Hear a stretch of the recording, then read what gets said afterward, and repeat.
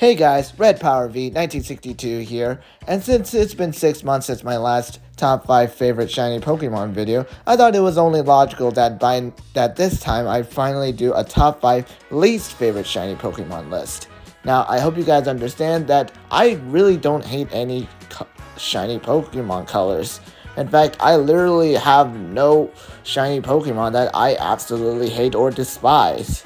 Color is the most subjective thing ever, and no color is really better than the other. I mean, I may love the color red, but you won't see me hating on people who love the color blue. That'd be too rude of me to do so. So my overall dislikeness towards these following Pokemon are just based on how much I feel disappointed with them, or whether or not they feel out of place with the theming that they're trying to go for, and my overall opinions on whether or not the Pokemon actually looks good in that color scheme or not. I also won't take into account a Pokemon that have unnoticeable shiny, since that would take up the entire list, and also I just wanted to use one Pokemon per color just to avoid any sort of repeating it. And with all that being said, let's get on to the list, shall we? Number 5. Shiny Lowkicks. Now, Lowkicks in of itself was already a bit of a disappointing Pokemon to me. First of all, it was an early bug Pokemon, meaning that its stats weren't going to be all that fantastic.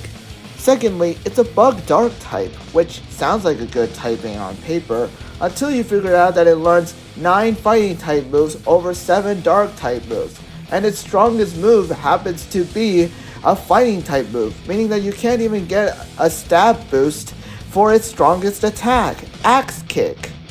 And while design certainly looks cool, especially in these dynamic poses that were either official or fan-made, I still feel like it could have been a lot much more sleek and dynamic, somewhat similar to that of Caesar.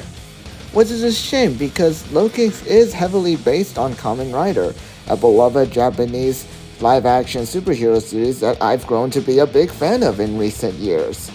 So imagine my further disappointment when I first saw shiny Lowkicks. Yes, I know that it's based on Kamen Rider 01, don't at me, but in all seriousness, couldn't they at least make the Kamen Rider based Pokemon have a coloration based on the first ever Kamen Rider?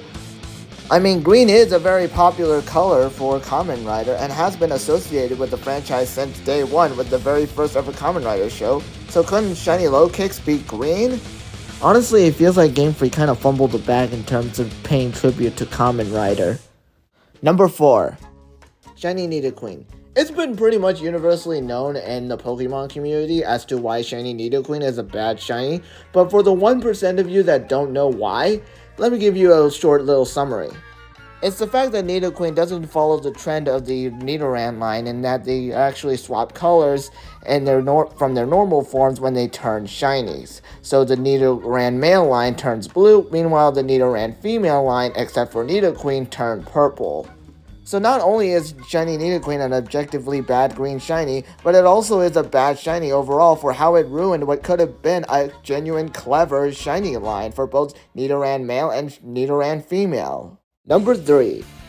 Shiny Obstagoon. Now, it's not just this particular shade of red and blue that I dislike about Shiny Obstagoon, nor is it just the color scheme alone. Honestly, I dislike Shiny Obstagoon because of how too bright and vibrant it is. I mean, this Pokemon is supposed to be a dark, heavy metal rockstar hyena badger thing, and yet the shiny Pokemon just doesn't reflect that with how bright and vibrant it is.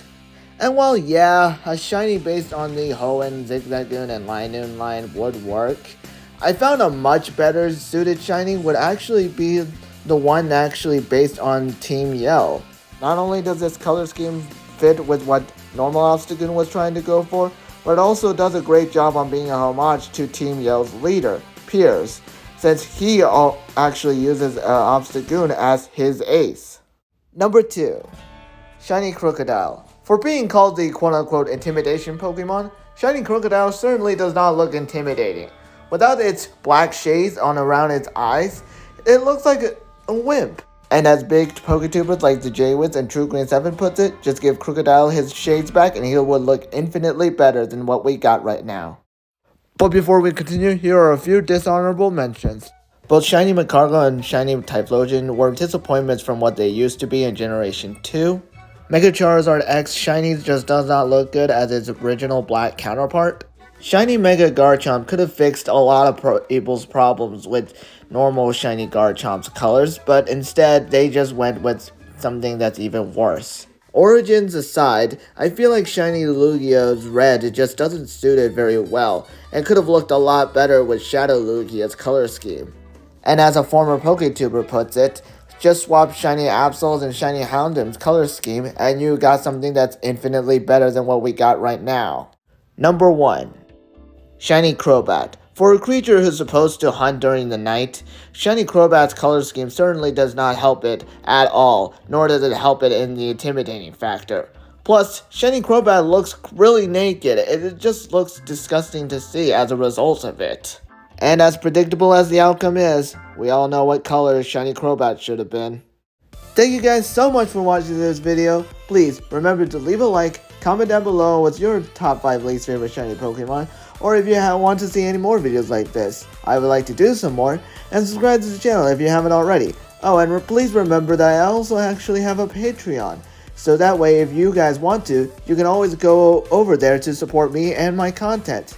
Alright, with all that being said, I'll see you guys in another random time. See ya!